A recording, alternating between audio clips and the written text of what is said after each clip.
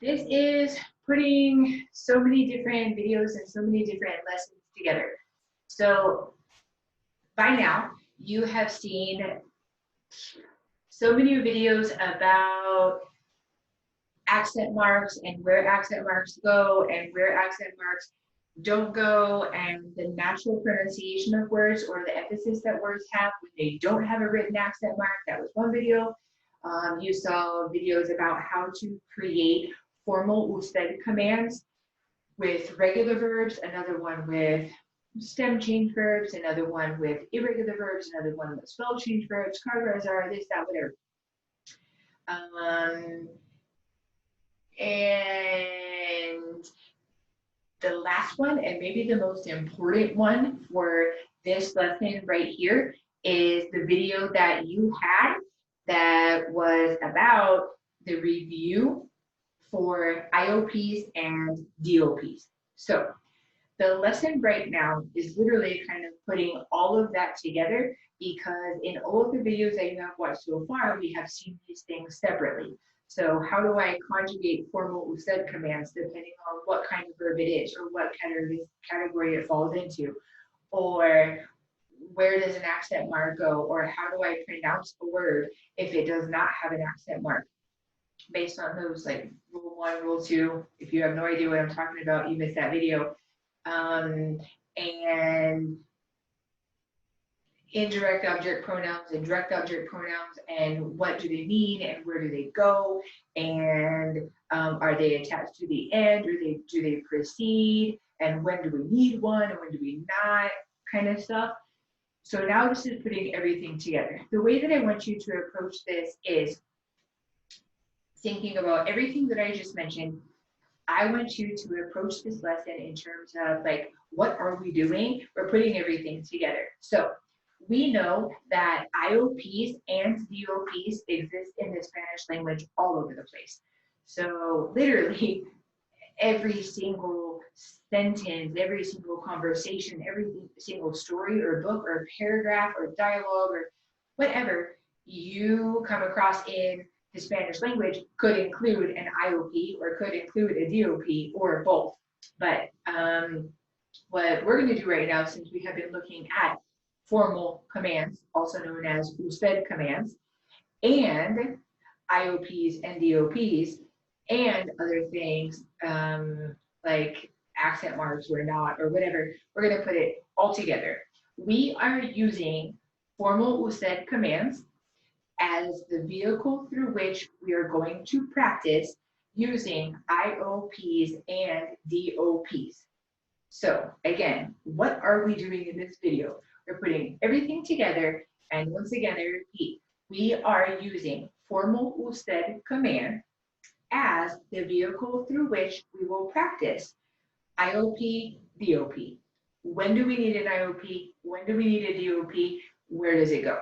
So it would be a good idea to have all of your notes that have anything to do with formal commands in front of you. It would be a good idea to have any of your notes that have anything to do with IOPs and DOPs in front of you.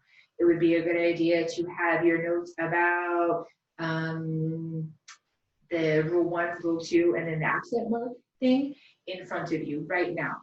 Because this, whenever we are in a real classroom, is a very interactive thing. And I usually stand at the front of the classroom and I say, tell me what this is going to be. Do I need to have a DOP? No, why not?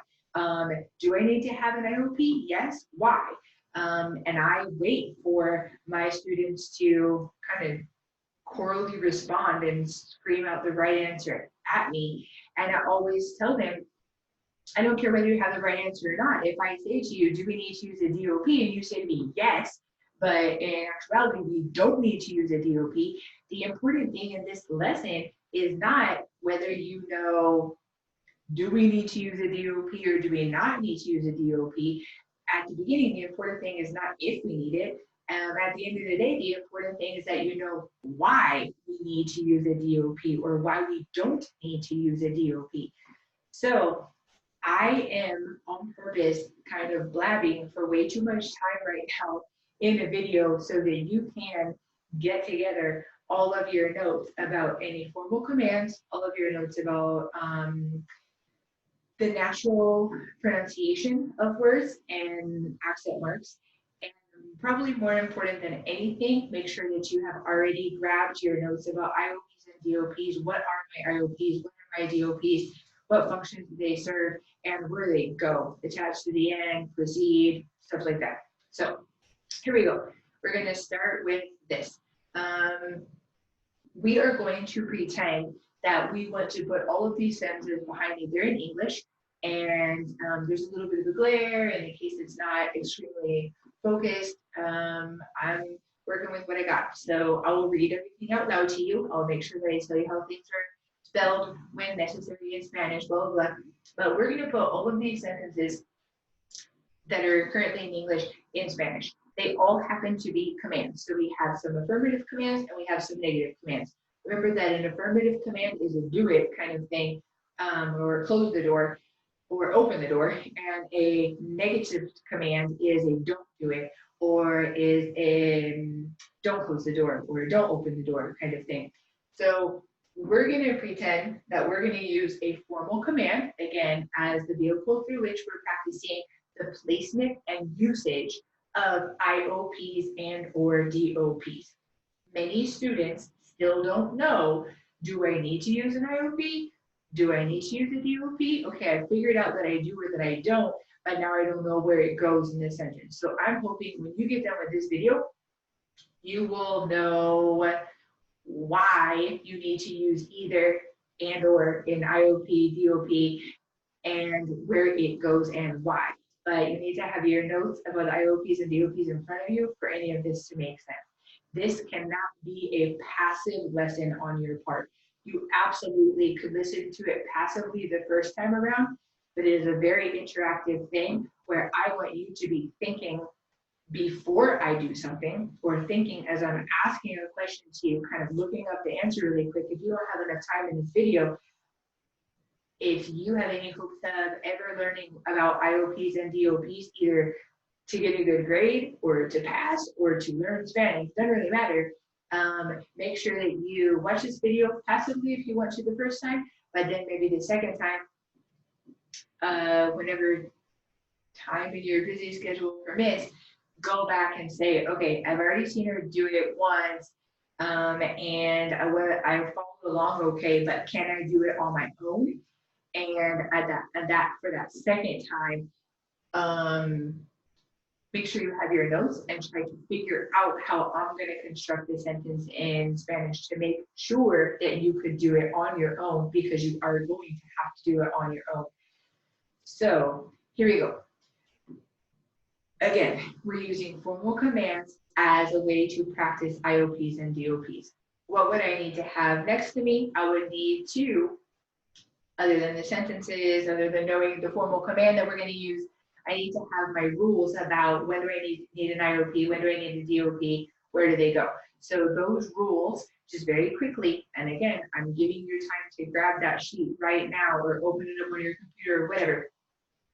The rules were things like IOPs always refer to people. Who are those people? They are recipients. What are they recipients of? They're recipients of a direct object, or if it's turned into a pronoun instead of a noun, a direct object pronoun. So something that can be transferred from one person to another person, whether it's tangible, intangible, animate, inanimate.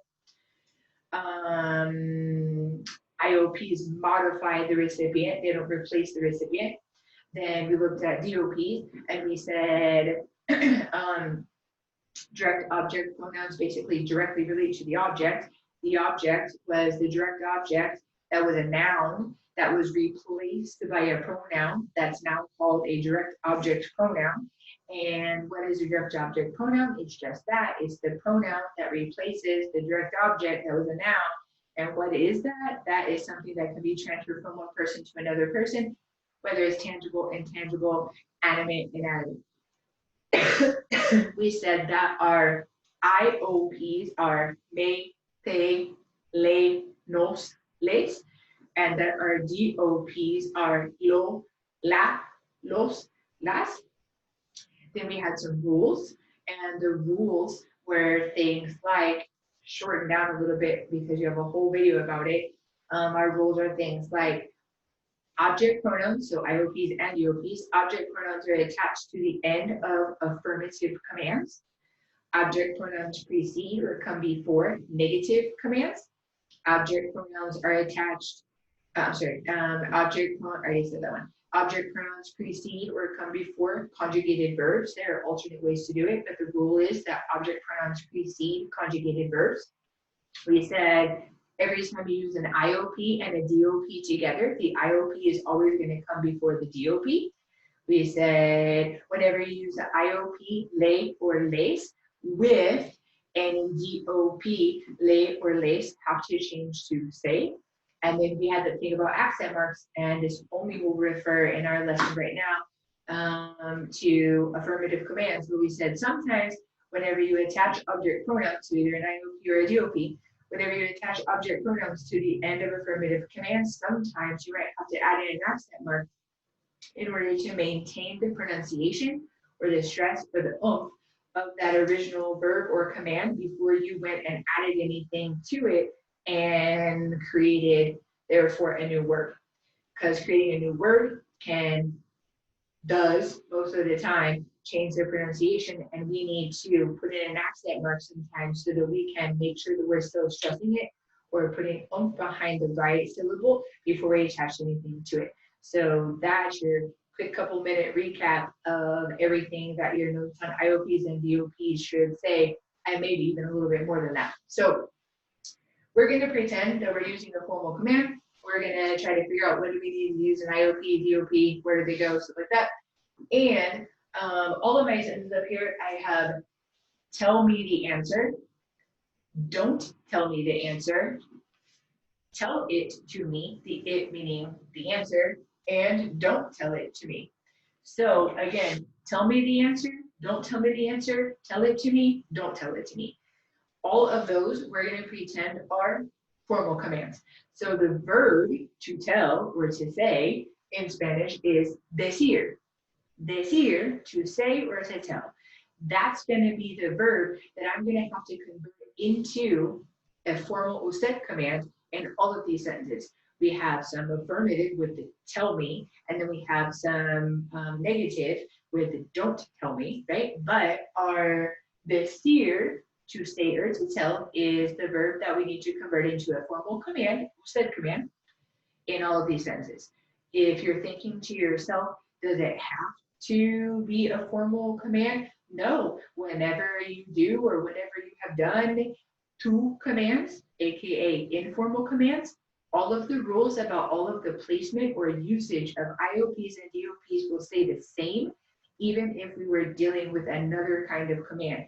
We just happen to, in this lesson, be trying to use formal commands and use IOPs and DOPs together in the same sentence. So, decir is the verb that I'm going to need for all of these sentences. We're still going to go through the steps, and we would take it back to the yo box of the present tense. The yo box of the present tense of the verb decir is digo, D-I-G-O. Okay, think about this. Is that regular? No. Is it irregular? No. Is it stem change? No.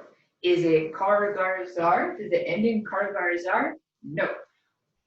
What kind of verb or what category of verb does digo fall into? It falls into spell change verb. How would we know that? Because in a prior lesson, we found out that whenever we take a verb back to the yo form of the present tense, if we see a crazy G or Z, and the unexpected from the infinitive G or Z, we knew that we had a verb that falls into the category of spell change verbs. So anyhow, we have the yo form of the present tense, digo, D-I-G-O. And then second step, step number 2 is to drop the O. So I have done that right here. And then the next step to create a formal usted command would be to add opposite ending. Since decir, to say or to tell, is an IR verb, the opposite ending that would have to be attached to that is the letter A. So our formal usted command for the verb decir, so if I were to say to somebody, say the answer, or tell me the truth, something like that, my formal usted command is going to be diga, D-I-G-A, diga. There's something we need to talk about before we can go to the sentences, and that is the pronunciation. Because if one of the things that we're looking at here is what do words sound like, and do we need to have accent marks if we might have to attach object pronouns to the end of them, let's figure out right away before we get to our sentences and potentially start adding things to the end of this or whatever.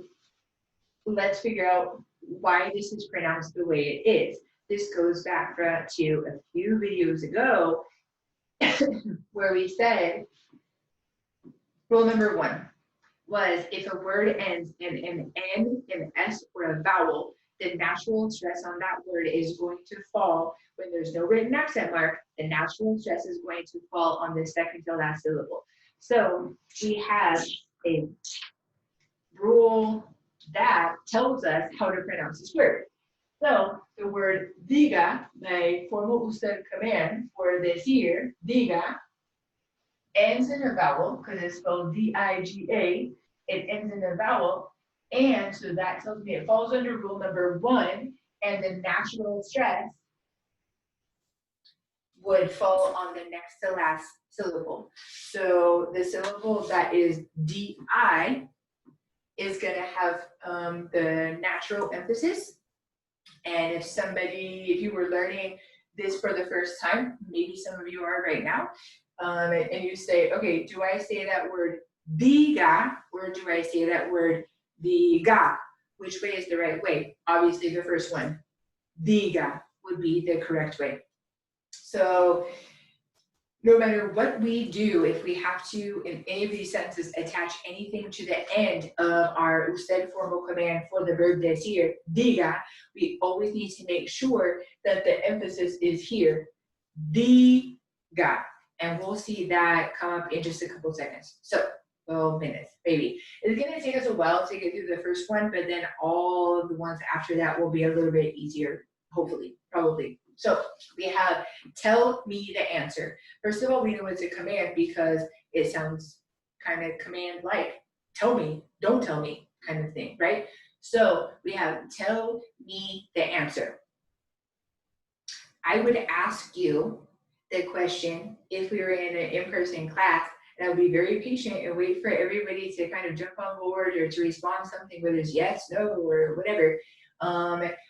I would ask you the question and tell me the answer. If I were to say to you, do we need to use an IOP, yes or no?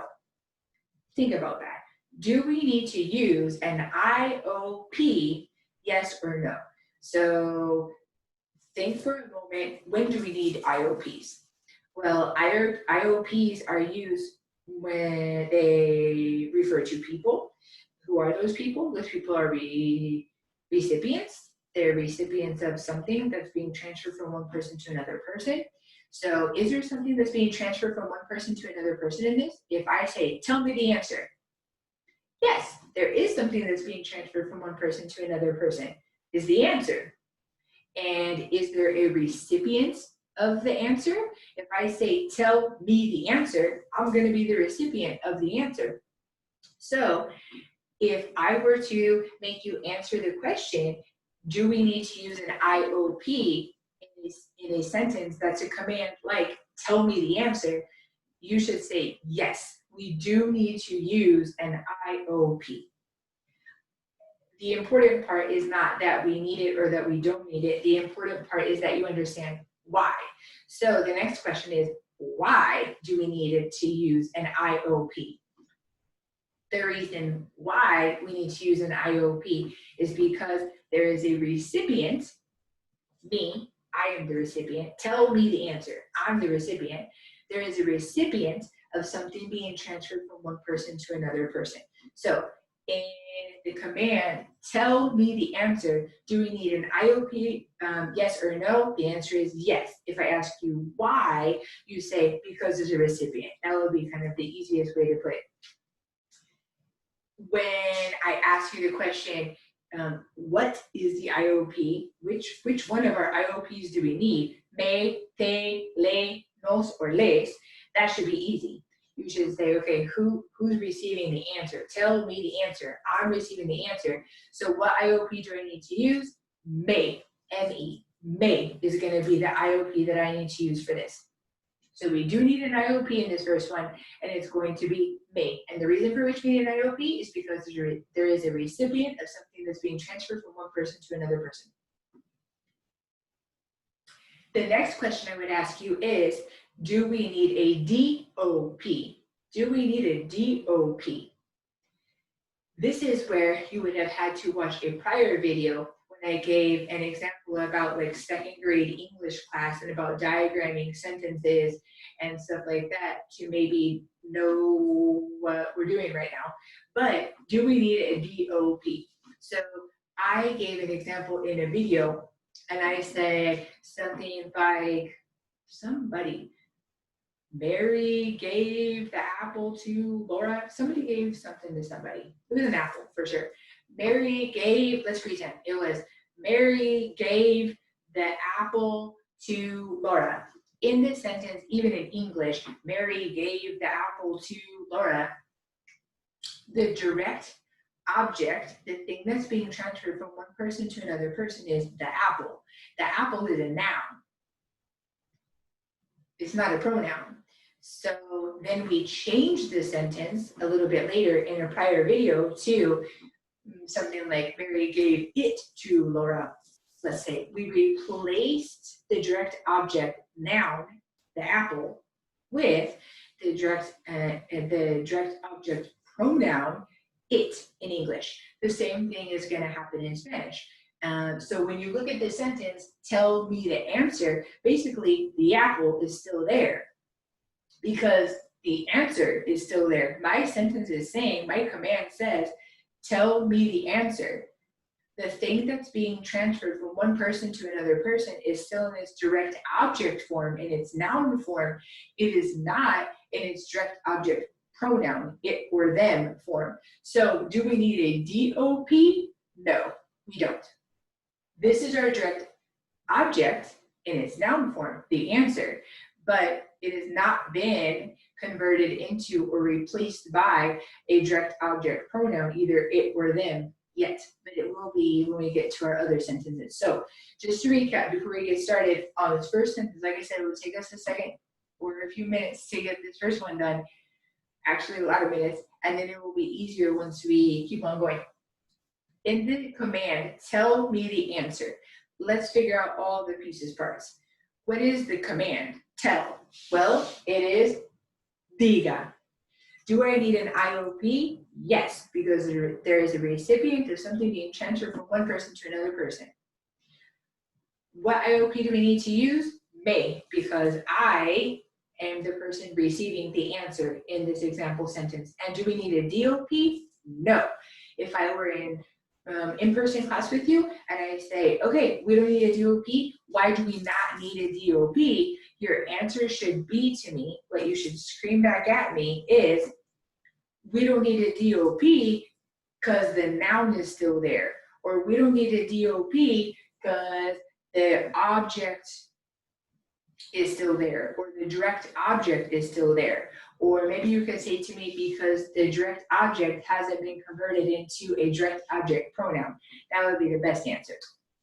So we have all of the pieces parts. So I'm going to write down a command, which is going to be diga, and then we're going to have to figure out the placement of everything. So this is another reason why you might want to have your rules with you. So I'm going to write down diga as my command. And then I'm going to ask you guys, okay, you told me I didn't need to use a DOP, but you did say I needed to use an IOP. What rule do we need to look at to figure out where our IOP goes? There's only one of two places it can go. We said, just to recap, hopefully you're looking at your notes somehow.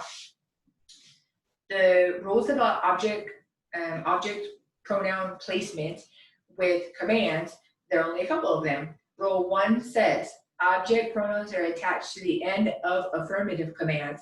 And the second one says object pronouns precede negative commands. So I ask you, is this an affirmative command or is it a negative command? It's an affirmative command. Since it is an affirmative command, any object pronouns that we would use, and in this case, we only need to use may, an indirect object pronoun, an IOP. Any object pronouns would be attached to the end of affirmative commands based off of rule number 1 that I gave you in a prior video. So the may will be attached to diga. We're not done with that word yet. You'll see in a second, but we'll finish out the sentence. And then, so we've taken care of the tell with diga. We've taken care of the recipient with the may, tell me the answer. And then, literally, it's just how do you say the answer in Spanish? Does anybody know? Maybe not, I don't know.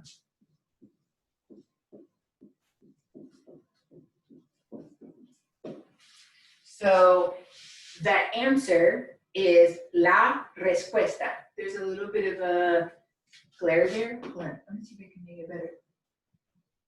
I'm just trying to like put my hand over light bulbs. Like a weirdo during the video. Yeah, it doesn't. Oh, can you guys see that? It's spelled, la respuesta is spelled RESPUESTA. So jot that down before the glare gets bad again. So the light bulb is going to burn me. So la respuesta, the answer, RESPUESTA.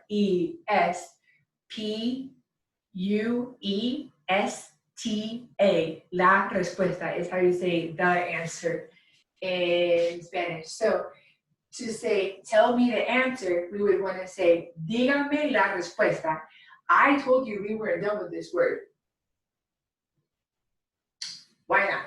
Because we need to make sure, since we have created a new word, we took our original command, diga, but we added an indirect object pronoun to the end of it. We've now created a new word, and we need to always make sure what I said at the beginning of the video, which is that the emphasis, the natural stress, diga, is maintained. So let's figure out with this word that currently has no written accent mark, how we would say it, and if it's okay to leave it like that, or if we might need to add an accent mark to maintain how this sounds.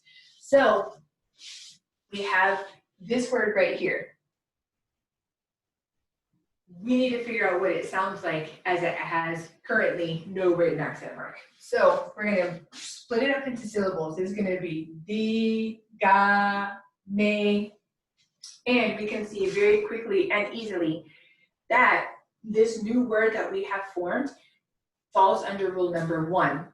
Rule number 1 from a prior video, make sure that you have watched it.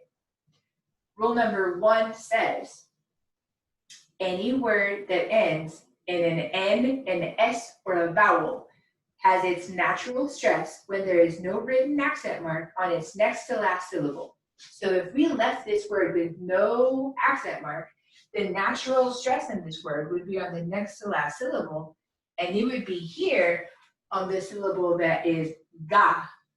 Is that what it's supposed to sound like? Are we supposed to say the ga me? No. That means nothing in Spanish. If I went up to a fluent Spanish speaker, it might look close enough, but it means nothing. We have to make sure that our emphasis is on the diga, not as it currently is the ga me. I can't even imagine how stupid I look doing this right now. So our emphasis cannot be here on this syllable. We go by, from rule number 3, that we can override the natural stress of a word when it is necessary and appropriate or required in order to maintain the original oomph or stress or pronunciation or whatever. We know that we can add in an accent mark to override this natural stress that would happen in our new word.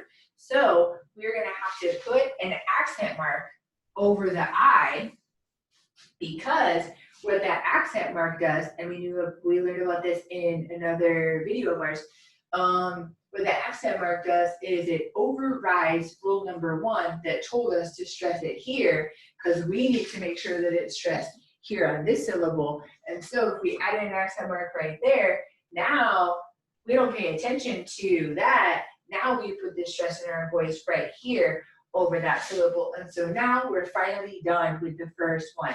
And that first word, tell me, as a formal usted command is dígame, dígame. And then we finish off the sentence. If I were to say, tell me the answer, as a formal usted command, I would say, dígame la respuesta, dígame la respuesta. So then we move finally to the second sentence. All of the other ones should go quicker since we have kind of talked through the process of how this goes. If I have don't tell me the answer, now we have an example of a negative command, because it's not a tell me, it's a don't tell me.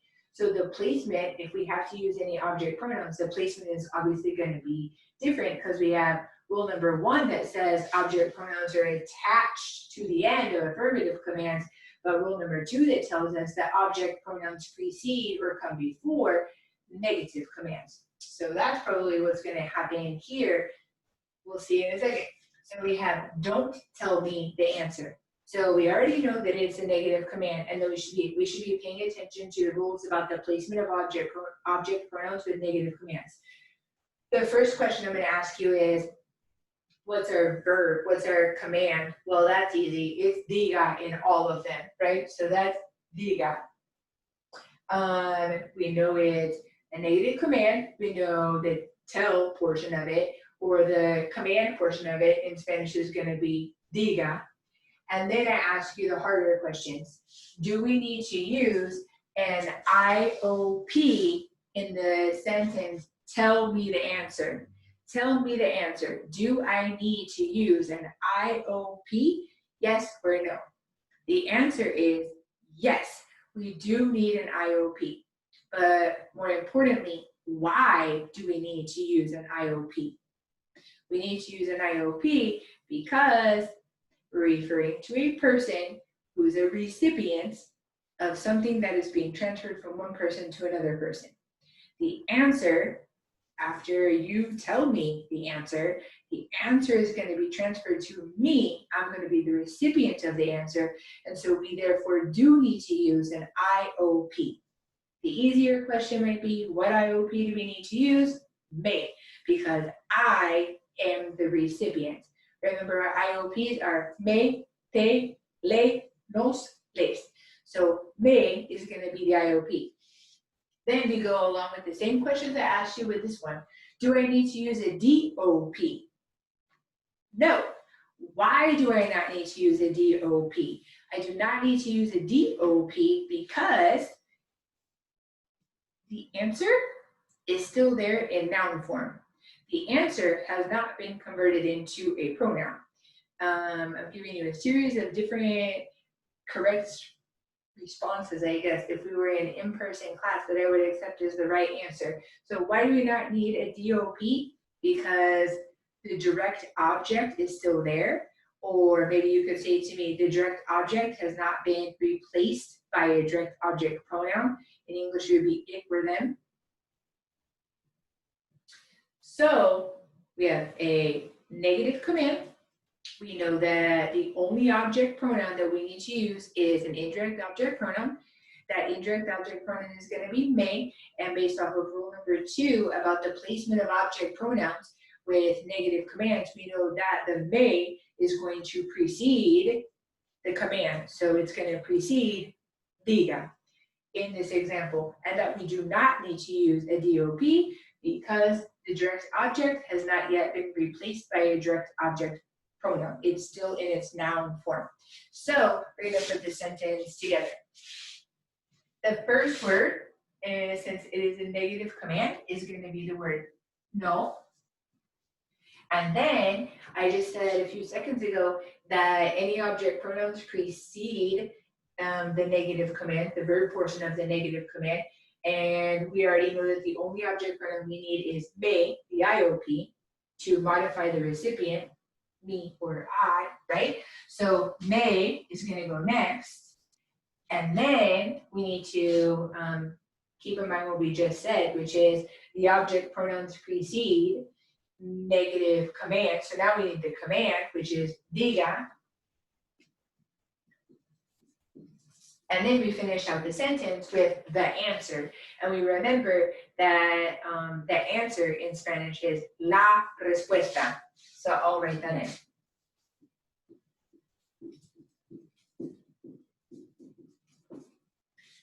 So far we have tell me the answer, dígame la respuesta, as a formal command utilizing an IOP, but a DOP is not necessary.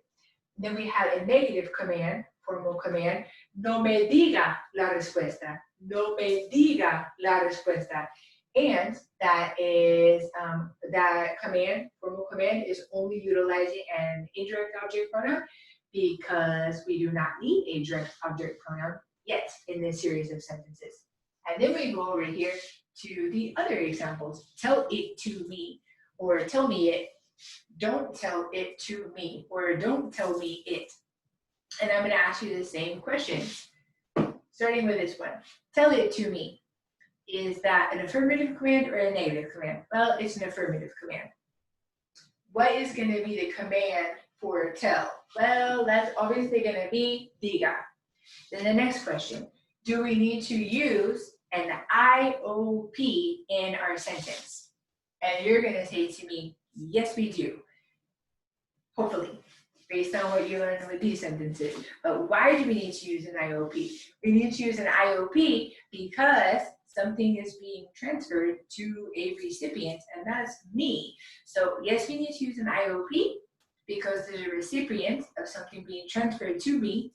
In this case, it's the it that technically is talking about what was over here, the answer. So we do need to use an IOP. What would the IOP be? May, in this case, may, because I receive whatever is being transferred to me. Do we need to use a DOP now, a direct object pronoun? For the first time in these sentences, I'm going to say, yes, we have to use a DOP now and finally. Why did we not have to use a DOP in these sentences? Because the word, the answer, or the word in Spanish, la respuesta, was still there, because the thing that was being transferred from one person to another person, like we already said, was still a direct object. It hadn't been replaced by a direct object pronoun. For example, it, it's still in its noun form, not in its pronoun form, but now we can see in these sentences, tell it to me, or tell me it, that the it is the direct object pronoun that has replaced the direct object, so that it is replacing la respuesta. So we have an affirmative command. We need an IOP because I am the recipient. My IOP is going to be may. And now we have finally figured out that we need to use a DOP because the it replaced the answer, or in Spanish is where we need to go with it next.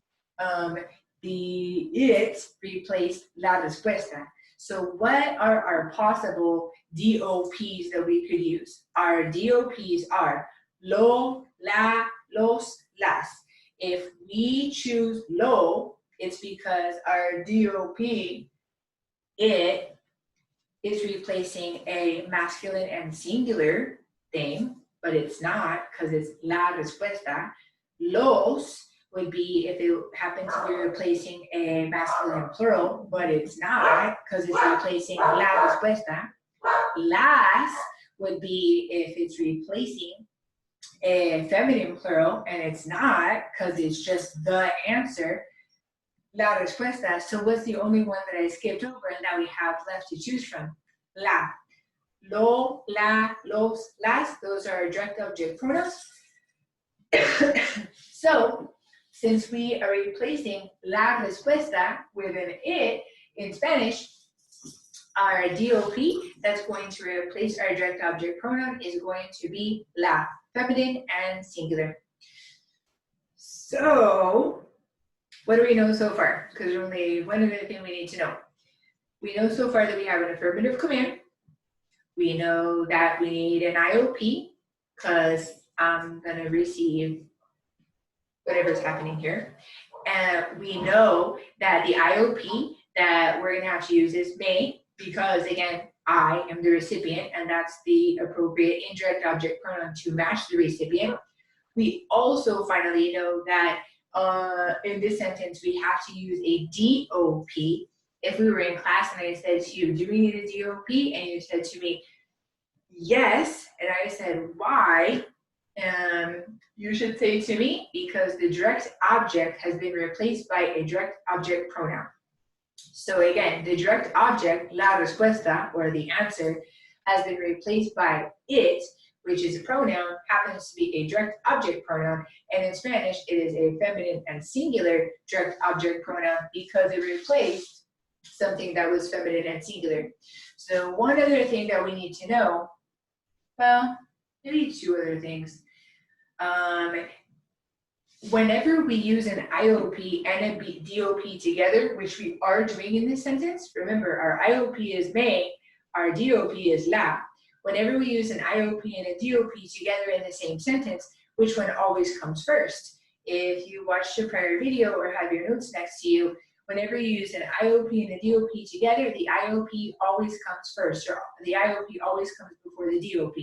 So when we put this sentence together, we know we're using the object pronouns may and la, may being the IOP, la being the DOP. Which one's going to come first? The IOP. So the may is going to come before the la, the DOP. And I guess the only last thing that we've already talked about over here, but we have an affirmative command. So where would be the placement of our object pronouns? Our rule number 1 says object pronouns are attached to the end of affirmative commands. So I'm going to write down the command.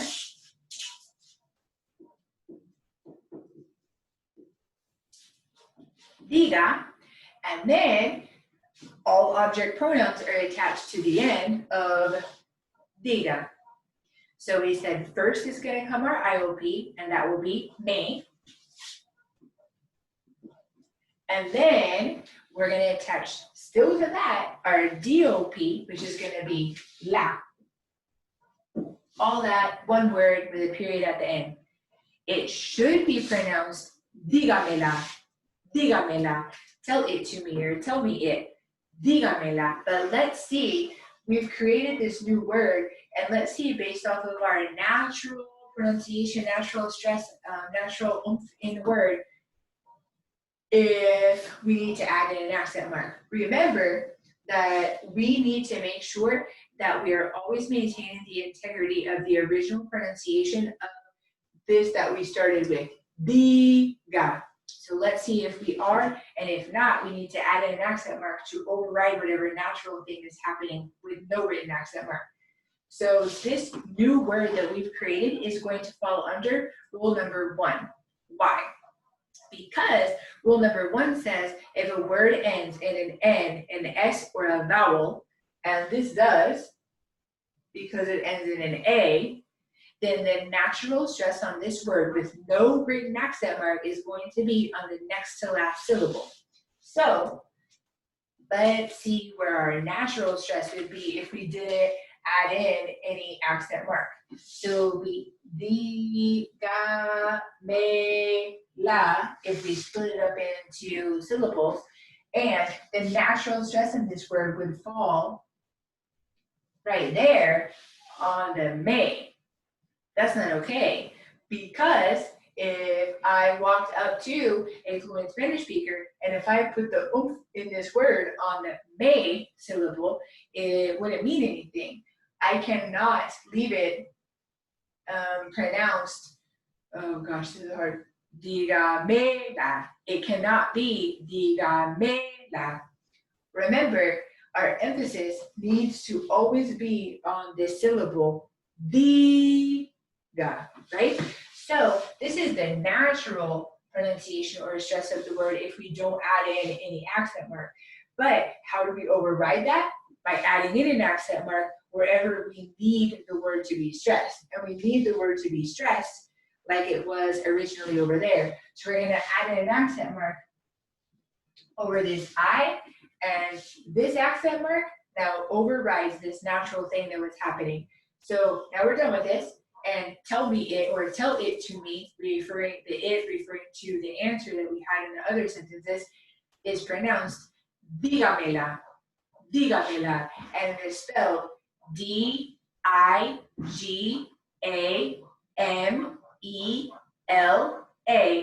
with an accent mark over the I. So far, we've had tell me the answer, dígame la respuesta. Don't tell me the answer, no me diga la respuesta. Then tell it to me, dígamela.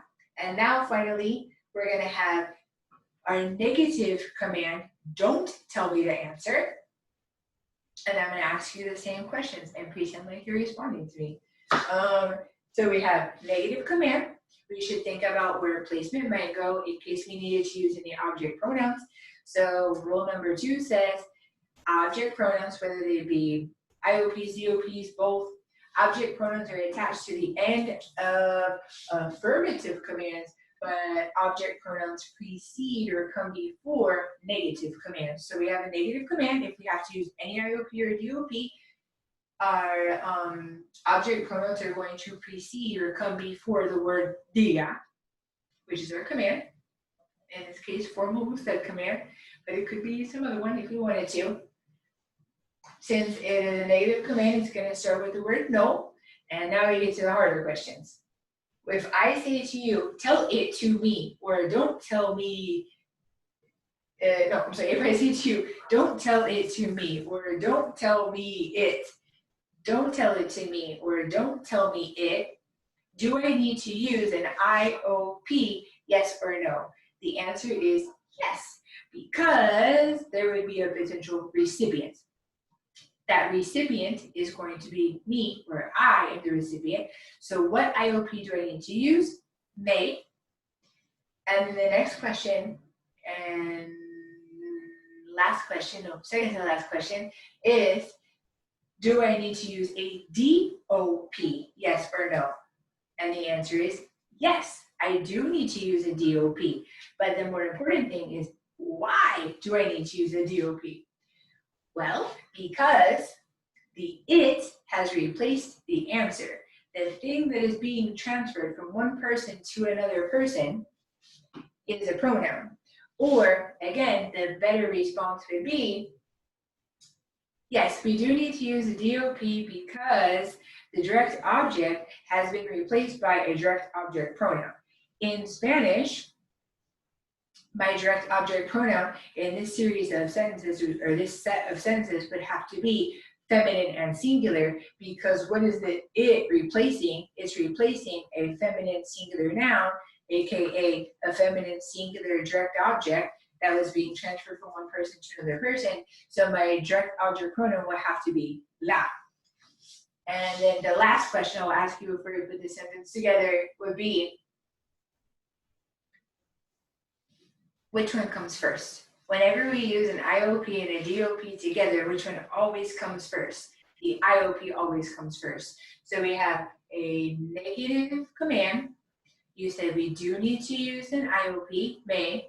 We do need to use a DOP, la, feminine and singular DOP, because it's replacing la respuesta, the thing that's being transferred from one person to another person. And whenever we use an IOP and a DOP together, the IOP is always going to come first. And whenever we have a negative command, the object pronouns are always going to precede the verb portion of the negative command. So our sentence will be no, and then our IOP has to come before our DOP.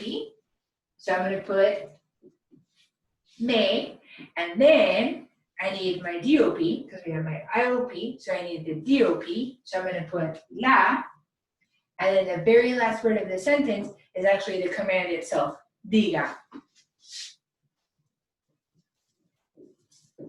And I'll put a period there.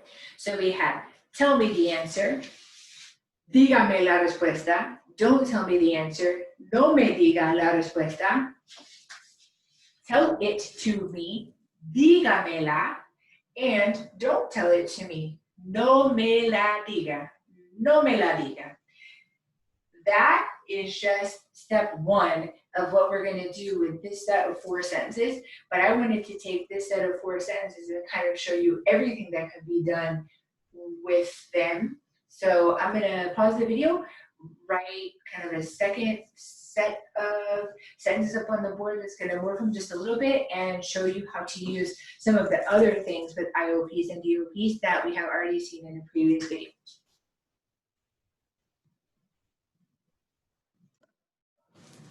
So in our next set of sentences, I've only messed with one thing, just to keep our sentences parallel and to show you when we mess with something, what does it affect or what does it not affect.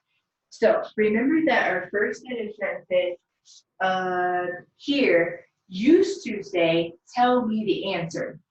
I have changed it in English to tell me the answers.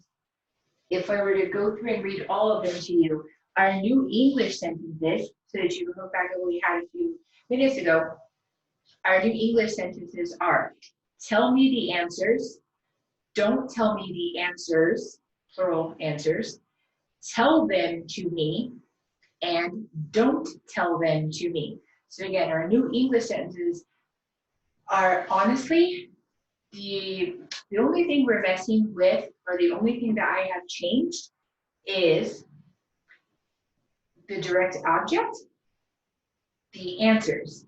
It used to be the answer, feminine and singular direct object or direct object noun that was transferred from one person to another person.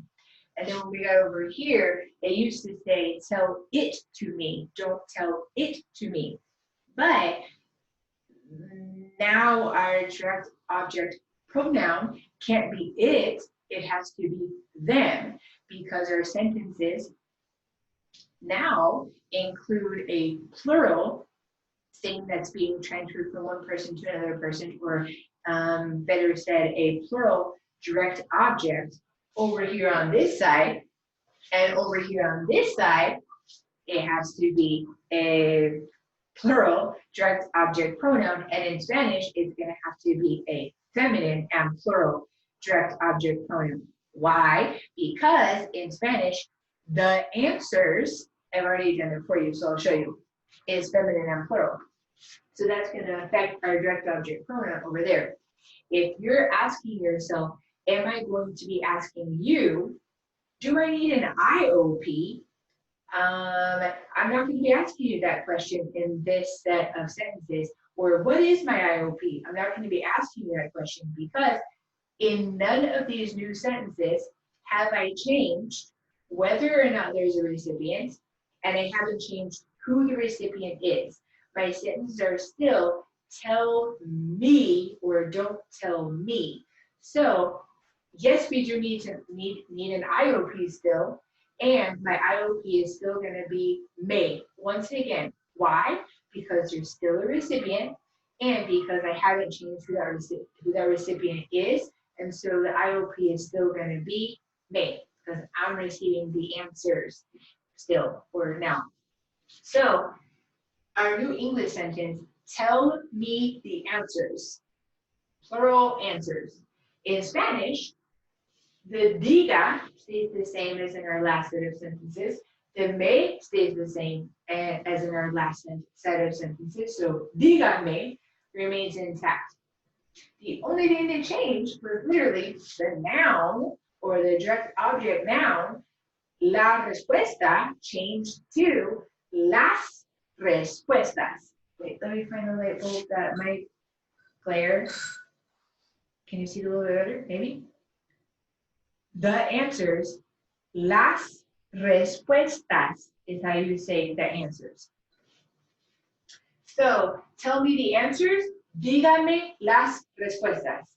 don't tell me the answers, the no is the same, the may is the same, because the IOP is still modifying me and I'm the recipient. The formal the command diga is still the same. So the only thing that's changed is las respuestas. The noun that's being transferred from one person to another person is now feminine and plural. In our last set of 4 sentences, it was feminine and singular because it was la respuesta. So now we have don't tell me the answers, no me diga las respuestas. Then we come over here and I left some blanks, so I didn't do it for us.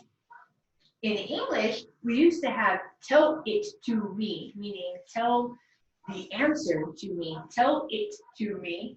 But now, since we're not talking about the answer, we're talking about the answers, plural. Now in English, I have tell them to me.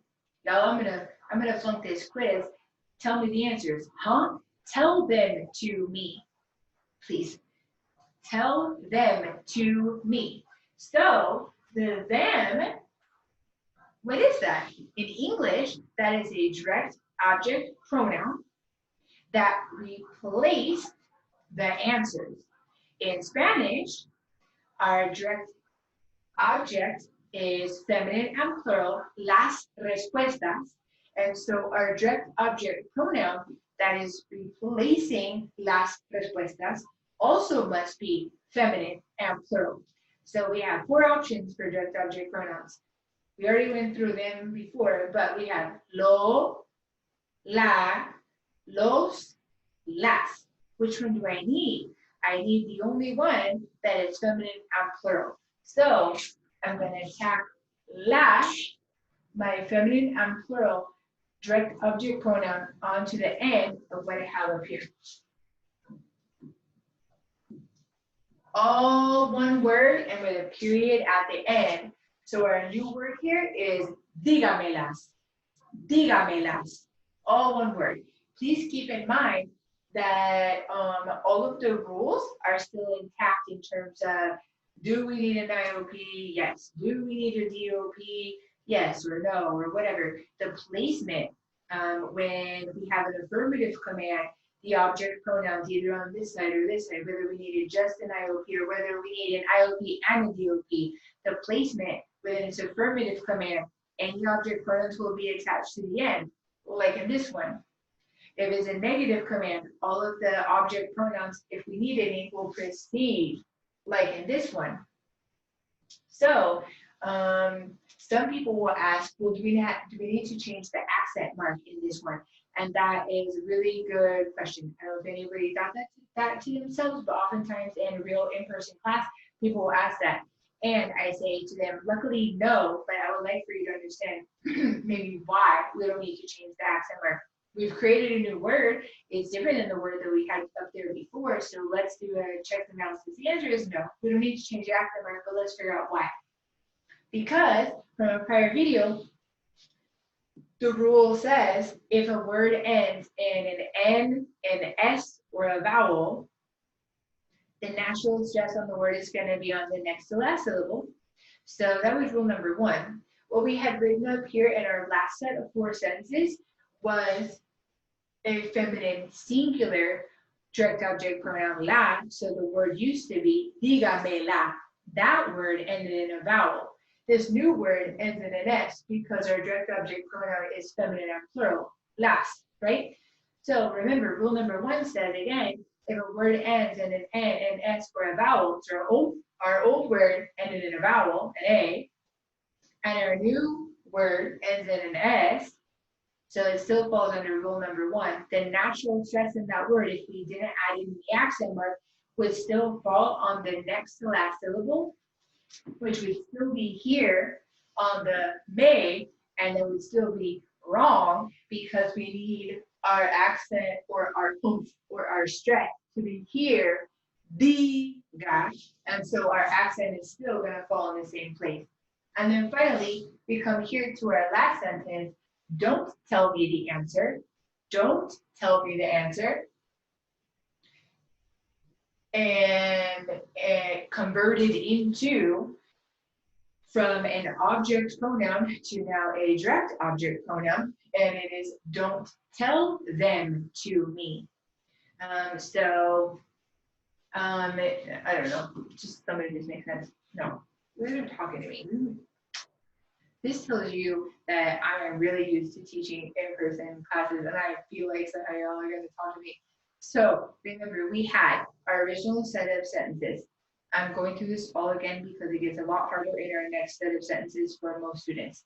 And so our original set of sentences, we had tell me the answer, don't tell me the answer, tell it to me, don't tell it to me. In this set of sentences, we have tell me the answers, don't tell me the answers, tell them to me, and don't tell them to me. Don't tell them to me. What does that them refer to? The them refers to the answers.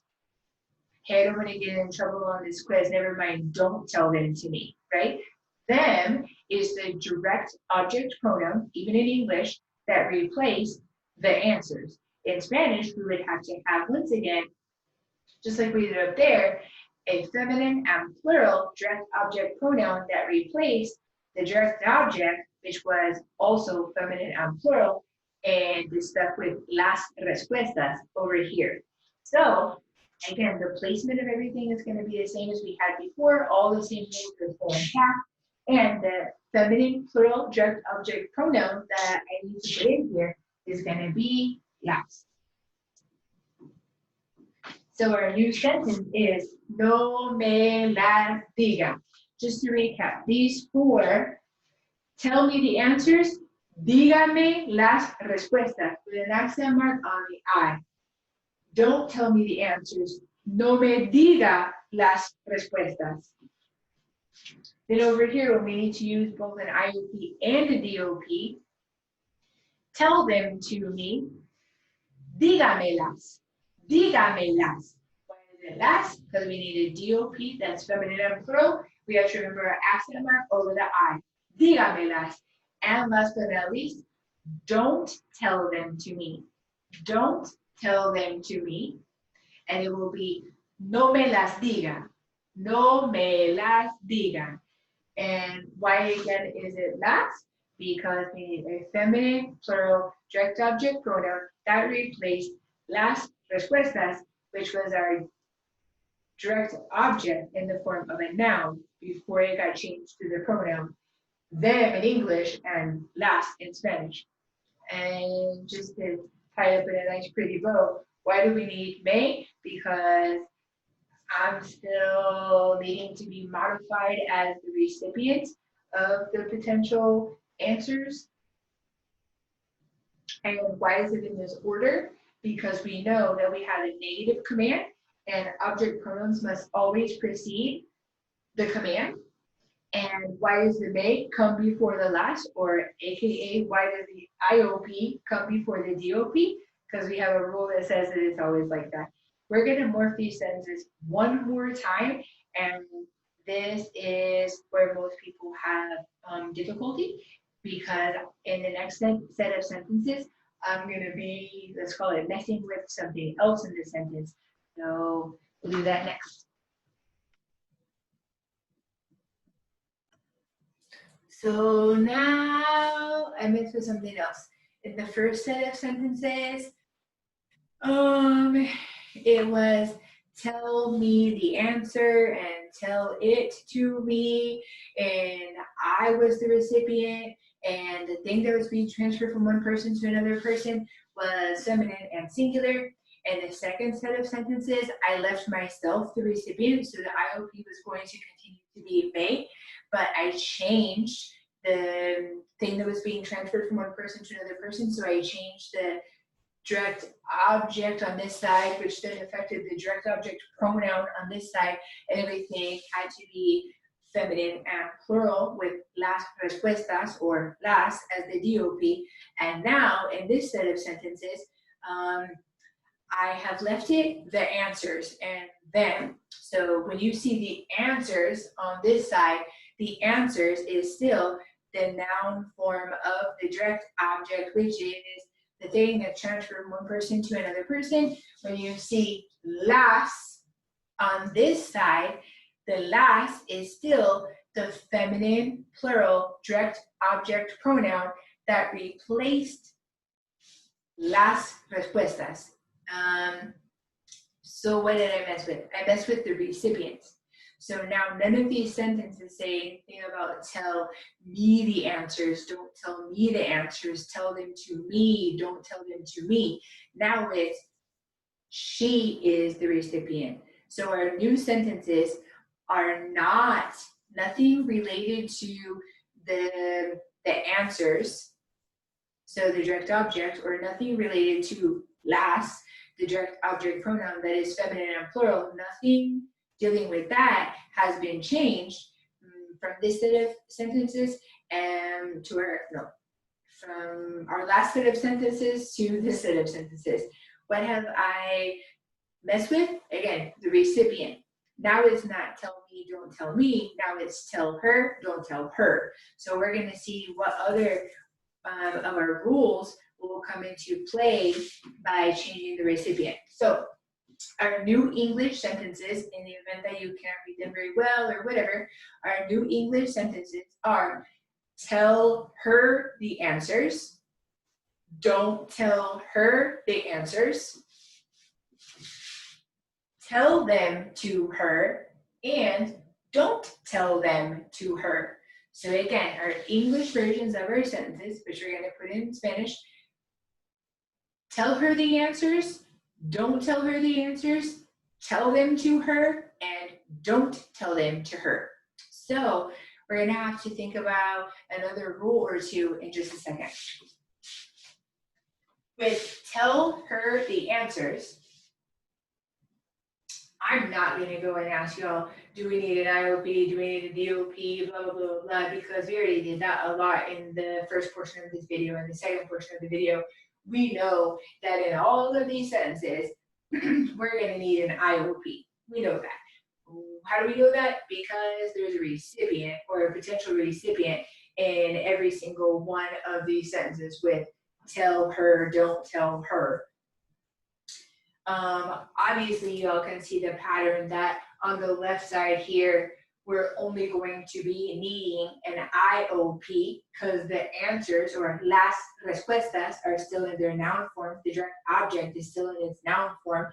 So we have no need for a DOP or a direct object pronoun in these two sentences. And you can see the pattern as well. But on this side of the sentence, both in English and in Spanish, our direct object has been replaced by a direct object pronoun. In English, the answers have turned into them, and in Spanish, las respuestas, the direct object that's feminine and plural, has been turned into las, the direct object pronoun that is feminine and plural.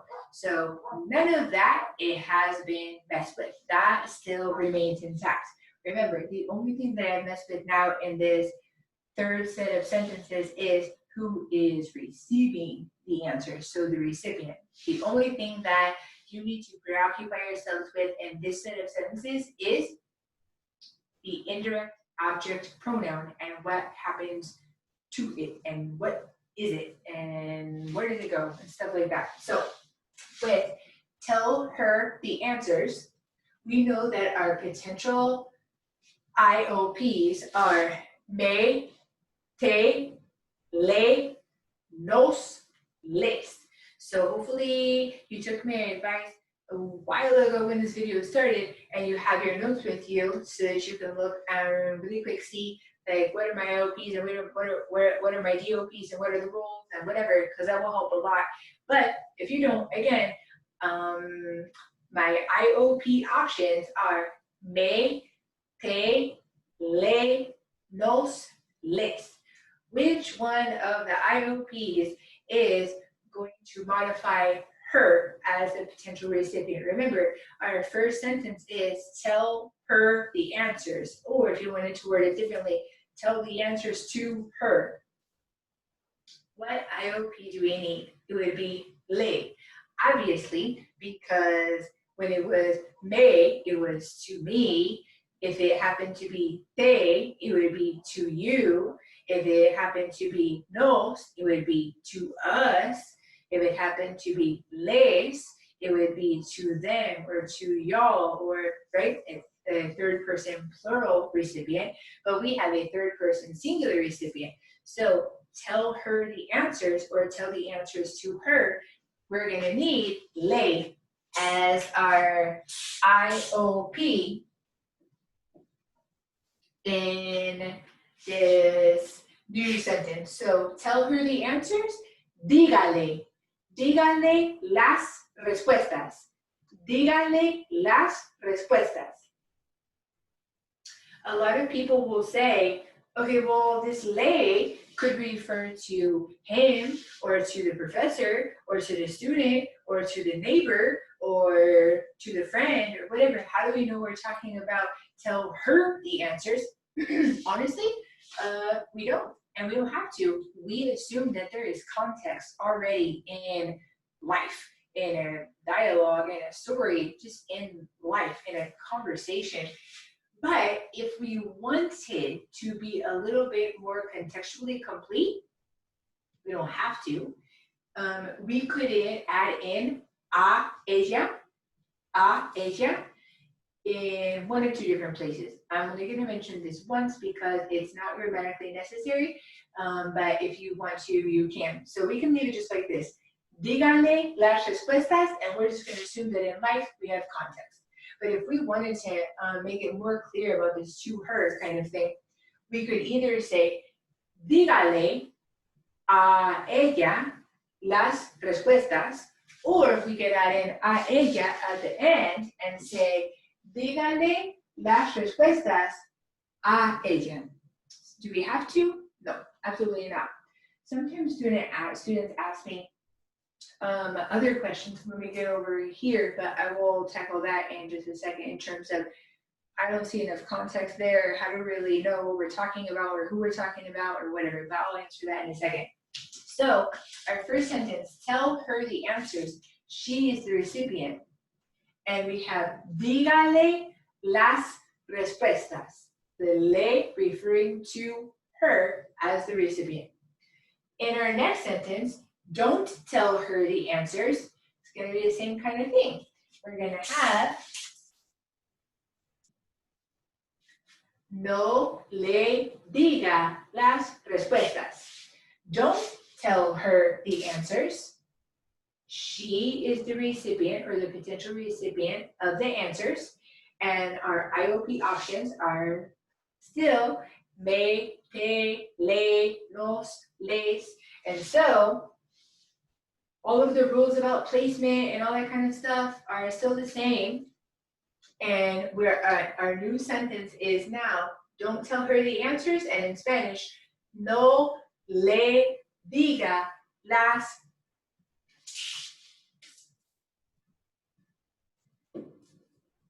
respuestas? I don't know, did I have something like that before? Or did I forget the S or whatever? Huh. If anybody noticed that, then I'm sorry in advance, but yeah, you probably figured out that the answer is las respuestas, and down here it should also be las respuestas, but I just happened to forget that right there. I was trying to change it really quickly between one pause of the video and the next to switch over our sentences. But anyways, don't tell her the answers is no le diga las respuestas. Le, again, referring to her. So then we go over here and we have to put another rule into play.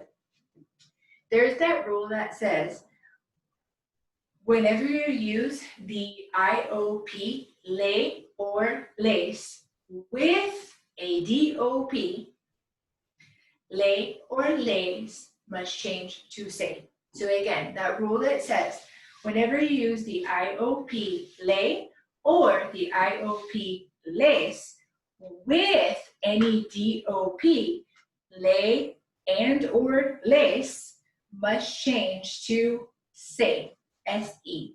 And that is what we're going to find happening over here. We didn't have to worry about that rule on this side because we were using le, but we didn't have it in use with any DOP. So le was just fine. We now know, since this is our third set of these 4 sentences, being changed just a little bit to show you different components in parallel sentences using formal commands and IOPs and DOPs, whatever. We now know that in these 2 sentences, we're going to need a DOP. Our DOP is las in both of them. Why again? Because it's the direct object pronoun that is feminine and plural that replaced the direct object noun las respuestas. So we have a DOP. We know we're going to have to have an IOP. We've had an IOP over here and over here in all of our sentences. Our IOP over here was le, referring to her, or she is now the recipient. Here's the thing though, we have to remember that whenever we use le or les with any DOP, le in this case will have to change to se. Most students like to go through the steps, and that's absolutely fine. If right here, if you wanted to add in the IOP le, and just pretend for a second and go through the steps before you change it to say, I don't think that's a bad idea. And so if you wanted to, as a first step to getting this accomplished, write down diga, le, las, go for it. Just know that that means nothing and it's incorrect. So go through those steps or those motions if you want to, but then really quickly erase the le that you might have put up there that you had over here and replace it with what? Say. Because we would have le used with a DOP, and the rule says that le has to change to say.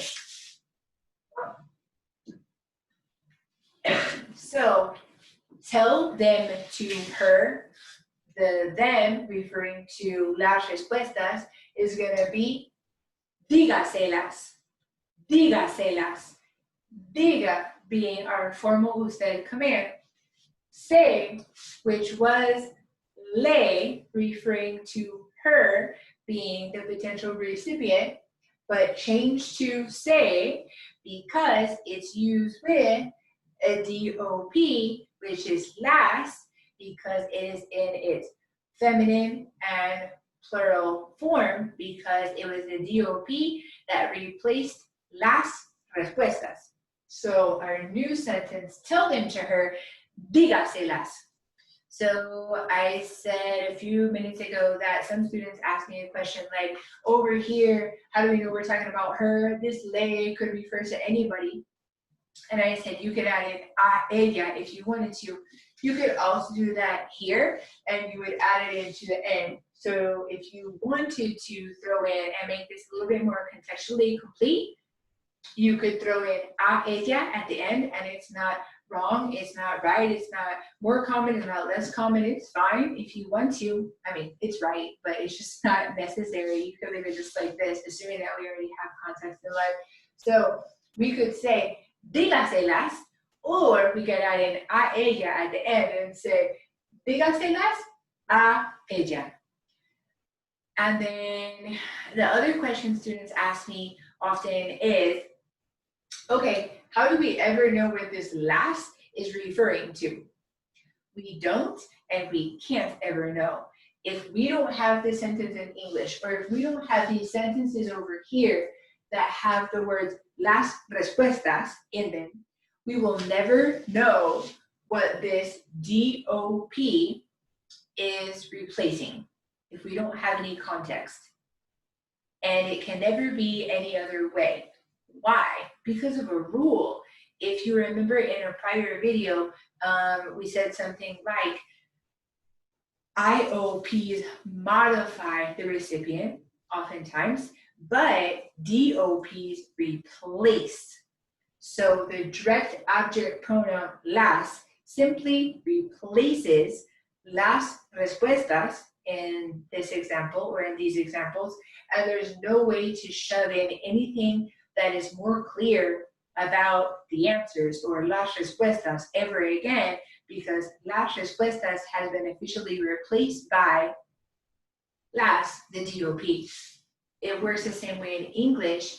If you watched a couple videos ago, you remember that whoever it was, Mary gave the apple to Laura, and then they say turn everything into a pronoun, and the apple turned into it. If I just walked up to you and I said Mary gave it to her, you wouldn't have any idea that I was talking about the apple. But in the context of life, you would probably have some sort of knowledge that we were talking about an apple. Same kind of thing, like we changed it a few videos ago from Mary gave the apple to Laura, we changed it to Mary gave the apples to Laura. If we turn the apples into a pronoun and we turn it into Mary gave them to Laura, we don't have any context about what them is, but in real life, life yields us context.